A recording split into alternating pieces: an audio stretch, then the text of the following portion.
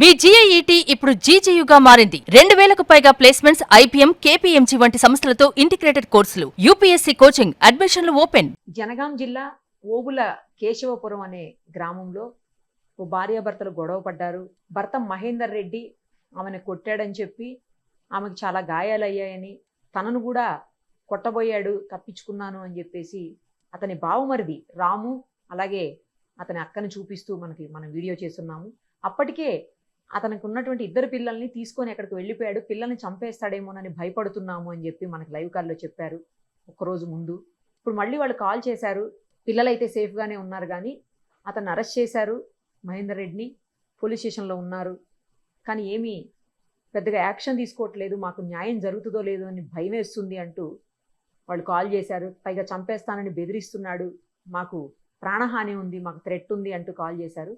ఒక్కసారి ఏం జరుగుతుంది అక్కడ పోలీస్ స్టేషన్ దగ్గర నుంచే ఈ రాము అలాగే వాళ్ళ సిస్టర్ అందరూ అక్కడే ఉన్నారు. ఒకసారి అసలు ఏం జరుగుతుంది, ఏమైంది, మళ్ళీ ఎందుకు వాళ్ళు మనల్ని రిక్వెస్ట్ చేస్తున్నారు మనతో మాట్లాడేందుకు, ఇవన్నీ వాళ్ళ మాటల్లోనే విందాం. మేము జనగాం పోలీస్ స్టేషన్ లో ఉన్నాం మేడం. అతనికి కనీసము ఇదిగోండి మా అక్కతో మాట్లాడండి.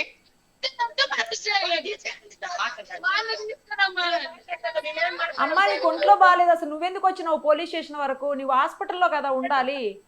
అతన్ని అరెస్ట్ చేస్తానని చెప్పారు, అతనికి సంఖ్యలు వేస్తానన్నారు, సంఖ్యలు వేయలేదు. ఆయనకి కాళ్ళు కాలుతాయని చెప్పులు వేసుకొని రండి అంట. అతనికి అంత మర్యాద చేస్తున్నారు.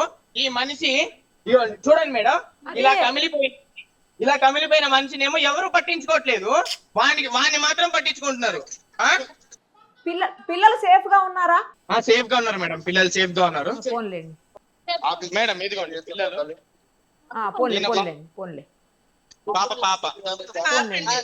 పిల్లలు సేఫ్ గా ఉంటే చాలు. కాదు అసలు ఆమెను ఎందుకు పోలీస్ స్టేషన్ కి తీసుకొచ్చారు? ఆమెకు అసలే హెల్త్ బాగాలేదు, హాస్పిటల్లో ఉంచుకోండి, ఇక్కడికి ఎందుకు తీసుకొచ్చారు మీ అక్కని? నేను ఎందుకు తీసుకొచ్చామంటే మా అక్క వీళ్ళు అతనికి రాజమర్యాదలు చేసుకుంటూ అతను అంటాడు మేడం, నాకు రాజకీయ నాయకుల సపోర్ట్ ఉంది, నేను ఏం చేసినా నన్ను ఎవరు ఏం చేయలేరు, అతను ఏం చేసినా అంటే ఎవరు ఏం చేయలేరంట. నేను పోలీసులది కూడా నేను తప్పనట్లేదు మేడం, ఎందుకంటే వాళ్ళు పై అధికారులు ఎలా చెప్తే వాళ్ళు వినాలి, తప్పదు అది, వాళ్ళు చెప్పినట్టే వీళ్ళు వినాలి మేడం. కానీ మా సిస్టర్ జరిగినట్టుగా ఇంకొక ఆడపిల్లకి జరగకూడదు మేడం, అలాగా ఇంకొక ఆడపిల్లకి జరగకూడదు. దానికి రిమాండ్ చేశారా? రిమాండ్ చేయలేదు మేడం, నిన్న మార్నింగ్ వచ్చారు, ఇంతవరకు రిమాండ్ చేయలేదు. అతనికి సంఖ్యలు వేయలేదు, ఏం వేయలేదు. అటెంప్ట్ మర్డర్ చేసిన వ్యక్తికి, అంత దాడి చేసిన వ్యక్తికి కనీసం ఒక్కరు ఏమీ చేయలేదు మేడం. కాదు అసలు ఆమెను ఎందుకు తీసుకొచ్చారు? ఆమెకు అస్సలే పరిస్థితి బాగాలేదు, ఆ సర్జరీస్ అయి ఉన్నాయి, ఆమెను ఎందుకు తెచ్చారు? వచ్చినా సరే కనీసం ఇంతవరకు కూడా ఆమెను బయట నించోబెట్టారు తప్ప ఇది చేయలేదు మేడం. ఇప్పుడు మీరు ఎప్పుడైతే లైవ్ లోకి వచ్చారో వాళ్ళందరూ బయటకు వచ్చి రండి అమ్మ లోపలికి రండి అని అంటున్నారు వాళ్ళు. మీరు వచ్చిన తర్వాత వాళ్ళు వచ్చారు, మీరు లైవ్ లోకి వచ్చినాక వచ్చారు వాళ్ళు. అతనితో మేము మాట్లాడకూడదా మేడం? అసలు మా అమ్మాయి ఏం తప్పు చేసిందని మేము అడగకూడదా? అంత చిత్తగా బాధిన అంత తప్పేం చేసింది మా అమ్మాయి? నీకు నచ్చపోతే మా అమ్మాయి అరే మీ అమ్మాయి వద్దురా నాకు అని పంపించేయచ్చు కదా మేడం. ఇంత దారుణంగా రేపు ఎవరు మేడం ఆమెకు చేసేది? నేను ఏం చేసుకుంటానో మీరు ఏం చేసుకుంటారో మీరు చేసుకోపోండి, నేను ఇట్లా తిరుగుతా, నేను ఎన్ని రోజులు 4 రోజులు ఉంటాను, నేను మళ్ళీ బయటకు వస్తాను అన్నాడు. ఒక్కసారి మీ అక్కకి ఇవ్వండి. మా అక్కని లోపలికి తీసుకెళ్లారు మేడం, లోపలికి లేదంట, లోపలికి తీసుకెళ్లారు. ఎస్ఐ గారు మాట్లాడుతూ మరి మీరు చెప్పారా బెదిరిస్తున్నాడు అని చెప్పేసి చెప్పారా పోలీసులకి? ఈజీగా పోలీసులు అతను అటెంప్ట్ మర్డర్ చేసిన వాడి కాలర్ ఎందుకు పట్టుకోవట్లేదు అంటే యాజ్ పర్ రూల్స్ కొట్టడం కానీ కాదండి, యాజ్ పర్ రూల్స్ కొట్టడం కానీ అది క్రిమినల్ అయినా సరే, లేకపోతే అతను నిజంగా తప్పు చేసినా సరే కొట్టకూడదు, పోలీసులు అతన్ని గట్టిగా హ్యాండిల్ చేయకూడదండి, అది రూల్స్కి వ్యతిరేకం, చేయకూడదు అలాగా. అతనికి సంఖ్యలు ఎందుకు వేయలేదు? అతను పారిపోతే ఏం చేస్తారు మేడం? మంచి దర్జాగా అక్కడ ఒక రూమ్ ఇచ్చి కూర్చోబెట్టారు అతన్ని. నిన్న వేరే ఒక పర్సన్స్ వాళ్ళు ఎవరో మనకు తెలీదు, మొన్న సండే రోజు వాళ్ళకి చేతులకు సంఖ్యలు వేశారు. వాళ్ళు ఏం చేశారో దేవుడికి తెలుసు మేడం. వాళ్ళు ఏం చేశారు, వాళ్ళు అదండి ఇలాంటి ఏదో తప్పు చేసి ఉంటారు కదా, వాళ్ళకి సంఖ్యలు ఇతనికి ఎందుకు సంఖ్యలు వేయలేదు? అంటే నార్మల్ పీపుల్ అయితే ఒకలాగా, వీళ్ళు అంటే రెడ్డిస్ అయితే ఈ సంఖ్యలు వేయకూడదా మేడం? రెడ్డిస్ కి సంఖ్యలు వేయకూడదా? కాదు మిమ్మల్ని బెదిరిస్తున్నాడు ఇవన్నీ మీరు చెప్పారా పోలీసులకి? మేడం అన్ని చెప్పాం మేడం, ప్రతిదీ. వాళ్ళు ఎంక్వైరీకి వచ్చారు కూడా, వాళ్ళు ఎంక్వైరీకి వచ్చి ఎంక్వైరీలో కూడా వాళ్ళు ఎలా కొట్టారో ఏంటో కూడా చుట్టుపక్కల చెప్పారు. సుత్తిని ఇవన్నీ ఒక 20 days ముందు బిఫోరే ప్లాన్ చేసుకొని ఆర్డర్ పెట్టుకున్నాడు. ఓ ఇవన్నీ ప్లాన్ చేసుకొని ఆర్డర్ పెట్టుకున్నారు. వాళ్ళు ఎలా కొట్టారో కూడా ఎంక్వైరీలో చెప్పారు మేడం. బ్యాట్ ఏదో ఉంది, ఆ బ్యాట్ కూడా తీసుకున్నారా వాళ్ళు? బ్యాట్ సుత్తి అన్ని పోలీసులు హ్యాండ్ ఓవర్ చేసుకున్నారు. అవి ఫోటోలు తీసుకున్నారు, సబ్మిట్ చేస్తా అన్నారు. నిన్న మధ్యాహ్నం పంపిస్తానన్నారు మేడం రిమాండ్ కి. ఈ రోజు మధ్యాహ్నం కూడా అయింది, ఇంతవరకు రిమాండ్ కి పంపించలేదు. ఎందుకు పంపించలేదు మీరు అడిగితే ఏమంటున్నారు మరి? మేడం? ఏమంటున్నారంటే పంపిస్తున్నామని అన్నారు మేడం. ఇదిగోండి మేడం, ఇగో ఇదే కారు, ఈ కారుతో గుద్దాడు మిమ్మల్ని ఈ కార్ ని సీజ్ చేయాలా వద్దా మేడం? ఇది యాక్సిడెంట్ చేసిన కార్ ని సీజ్ చేస్తారు కదా అసలు అయితే. ఎక్కడ పార్కింగ్ చేశారు మేడం చూడండి. అంటే పోలీస్ స్టేషన్ లో ఒక ప్లేస్ లేకపోతే అక్కడ పెట్టారేమో అండి. ఇవన్నీ చూపిస్తేనంట మా మీద కేసు, ఇంకో వేరే కేసు ఫైల్ చేస్తారంట. కాదు, మీరు చెప్పారా వాళ్ళకు? అంటే మిమ్మల్ని నేను బయటకు వచ్చేస్తా అది ఇది అని అంటున్నాడు కదా, అవన్నీ చెప్పారా ఇలా అంటున్నాడు ఆయన అని చెప్పి? మా ముందే కదా ఏమన్నారు, ఏమనలేదు అని అంటున్నారు. మేమందరం ఎస్ఐ గారిని కలవడానికి అతను ఉన్న దాని పక్కనే ఎస్ఐ గారి రూము, ఎక్కడైతే నించోబెట్టారో ఆ రూమ్ పక్కనే ఎస్ఐ గారి రూము. అక్కడే ఎస్ఐ గారు కలవమన్నా అంటే మా పెద్దక్క, మా రెండో అక్క, మా బావగారు, మా బాబాయ్ వీళ్ళందరూ వెళ్తే ఆ మాట అంటారు. వీళ్ళు ఇంకా బతికే ఉన్నారు, ఇంకా చావలేదా, చంపేస్తానులే, 50 లక్షలు ఖర్చు అయినా పర్లేదంట మేడం. చంపేస్తాడంట. 50 లక్షలు ఖర్చు పెట్టినోడివి మరి పెళ్ళానికి పెట్టలేడా మేడం? మరి ఇప్పుడు ఇలా చంపేస్తానని మిమ్మల్ని బెదిరిస్తున్నాడని చెప్పారా పోలీసులకి? చెప్పాం మేడం. ఈ రోజే కాదు మేడం, ఎస్ఆర్ నగర్ లో కూడా మేము ఇంతకు ముందుకే కూడా మేము ఎస్ఆర్ నగర్ లో మాకు ప్రాణహాని ఉంది అని చెప్పినా కూడా వాళ్ళు కూడా రెస్పాండ్ అవ్వలేదు మేడం. నిన్న ఎవరో జెడ్పీటీసీ వాళ్ళు కూడా వచ్చారు. అమ్మా మరి ఇంత అయ్యింది ఏంటి నేను మాట్లాడితే, నా పిల్లాన్ని నేను కొట్టుకుంటాను, చంపుకుంటాను, మీరెవరు? వాళ్ళ అక్క అంటది మేడం, పిల్లల్ని చూపిలేదన్న బాధతో 4 దెబ్బలు కొట్టాడు, భరించలేదా అంట వాళ్ళ అక్క. పిల్లల్ని చూపించకపోవటం ఏంటి? పిల్లలు అక్కడే ఉన్నారు కదా. పిల్లలు 3 నెలల క్రితం కొట్టి పంపించేశాడు కదా మేడం. మే నెలలో ఇలా పంపించాడు కదా. మే నెలలో కొట్టి పంపించేసరికి మా ఇంటికి వచ్చింది. అప్పటి నుంచి వెళ్ళలేదు పిల్లలు, మా దగ్గరే ఉన్నారు. వస్తే మేడం 3 నెలలు చూపిలేదు మేడం. సరే చూపిలేదు మేడం, కానీ 3 నెలలకి అంటే చూపియకపోతే నువ్వు ఇంత దారుణంగా కొట్టావంటే ఏమన్నట్టు? అవి 4 దెబ్బలా మేడం?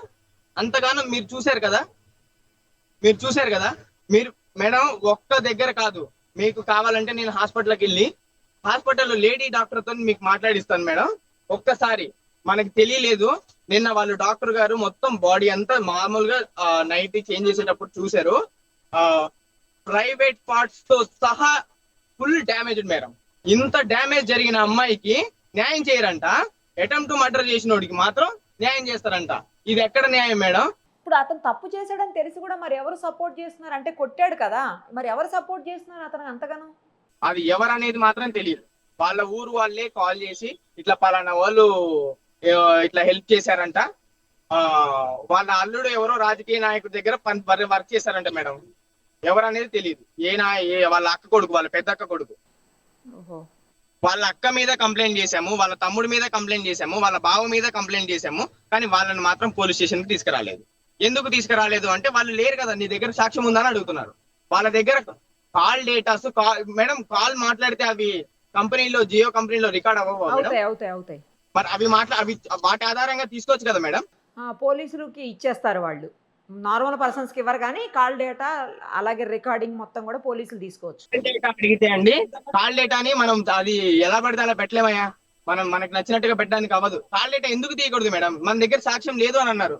కాల్ డేటా తీయండి, మీకు తెలుస్తుంది ఎంత మర్డర్ ప్లానింగ్ బయట తెలుస్తుంది అని అంటే వీళ్ళు ఎందుకు తీయట్లేదు మేడం? లంచం తీసుకున్నారా? అంటే డబ్బులు ఇస్తే న్యాయం జరుగుతుందా మేడం? ఇప్పుడు ఏం చేయబోతున్నారు మీరు? ఏం చేయాలనుకుంటున్నారు మరి ఇంక ఇప్పుడు? ఏం లేదు మేడం, నా అక్కకు జరిగినట్టుగా ఇంకొక ఆడపిల్లకి జరగకూడదు. నా అక్కకు జరిగినట్టుగా ఇంకొక ఆడపిల్లకి జరగకూడదు. ఆడపిల్లల్ని చూస్తేనే వాడు ఆడపిల్ల అటు నుంచి వస్తుందంటే రెస్పెక్ట్ తో బయటికి రావాలి మేడం, పక్క నుంచి వెళ్ళిపోవాలి. ఇలా ఏ పెళ్లి అయిన ఆడపిల్ల అయినా సరే, పెళ్లిగాని ఆడపిల్ల అయినా సరే, ఆఖరికి నేనైనా సరే మేడం, ఒక ఆడపిల్లని ఎలా చూడాలంటే మన తోడబుట్టిన అక్కలాగా చూడాలి, మన తోడబుట్టిన చెల్లెలాగా చూడాలి, మన కన్న తల్లిలా చూడాలి. నీ కట్టుకున్న పెళ్ళాన్ని కూడా ఆమె పర్మిషన్ లేకుండా నువ్వు ఆమె మీద చేయడానికి హక్కు లేదు. నా అక్కకు జరిగినట్టుగా ఇంకొక ఆడపిల్లకి జరగకూడదు. ఎంత దూరమైనా పోరాడతా మేడం, ఇలాంటి సిచ్యువేషన్ మాత్రం ఏ ఆడపిల్లకి రాకూడదు. ఏంటి మేడం, 2 కాళ్ళు చేతులు ఇరిగిపోయాయి, ఎవరు చేసి పెడతారు మేడం? నేను చేయగలనా ఆడపిల్లకి? నేను చేయగలనా మేడం? మీ మదర్ కూడా పెద్ద ఆవిడ ఉన్నారు. ఏంటి మేడం, కులానికి ఒక న్యాయమా మేడం? కులానికి ఒక న్యాయమా? చట్ట ప్రకారం అలా ఉండదండి. చట్టం ముందు అందరూ సమానులే. అందరూ సమానమే మేడం, కానీ వాళ్ళు అతనికి ఎందుకు సంఖ్యలు వేయలేదు? నిన్న సిఐ గారు చెప్పారు సంఖ్యలు వేయమని, కానీ అతనికి ఎందుకు సంఖ్యలు వేయలేదు? వీళ్ళు సిఐ గారు చెప్పినా కూడా వేయట్లేదా?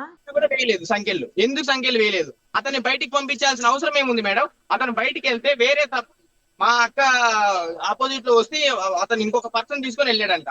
అంటే అప్పటి వరకు నార్మల్ గా బయటికి వెళ్ళి వచ్చాడు. అట్లా వెళ్తే ఎలా వెళ్తాడు మేడం రిమాండ్ లో ఉన్న మనిషి? పోలీస్ కస్టడీలో అంటే అరెస్ట్ చేసిన తర్వాత అట్లా వెళ్ళనివ్వరు మరి బయటికి. బయటకు వెళ్ళి వచ్చాడు మేడం, బయటకు వెళ్ళి వచ్చాడు. మా వాళ్ళు అందరూ చూసారు. మేము ఎక్కడికి వెళ్ళాడు బయటికి? బయటికి ఎక్కడికి వెళ్ళాడనే తెలియదు. పోలీస్ స్టేషన్ బయట నుంచి అయితే వచ్చాడు.